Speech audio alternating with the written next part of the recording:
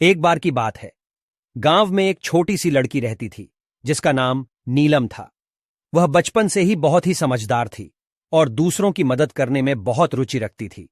गांव के लोग नीलम को बहुत पसंद करते थे और उसे एक अच्छी सबक समझते थे। एक दिन गांव में एक बड़ा मेला आया। लोग बड़ी उमंग के साथ मेले में गए और नीलम भी खुशी खुशी उनके साथ चली गई। मेले में एक जादूगर भी आया था जो लोगों को दिलचस्पी से अपनी जादू की प्रदर्शनी दिखा रहा था। जादूगर ने एक टोपी लिए और उसे बच्चों के बीच फेंक दिया।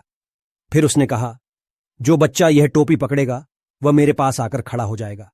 लेकिन ध्यान दें, अगर कोई भी इसे नहीं पकड़ पाएगा तो वह चुटकुला सुनाना होगा। लोगों ने खुशी खुशी टोपी की ओर दौड़ाने शुरू कर दिया।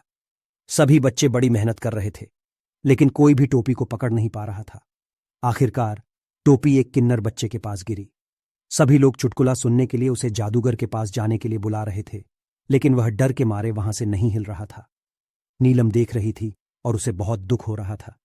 उसने उठकर जादूगर के पास जाकर कहा, क्या मैं ये चुटकुला सुना सकती हूं?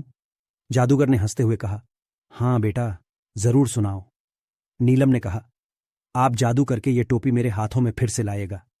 जादूगर थोड़ी देर खुशी से हंसा और नीलम की इच्छा पूरी की। वह टोपी फिर से नीलम के हाथों में आ गई।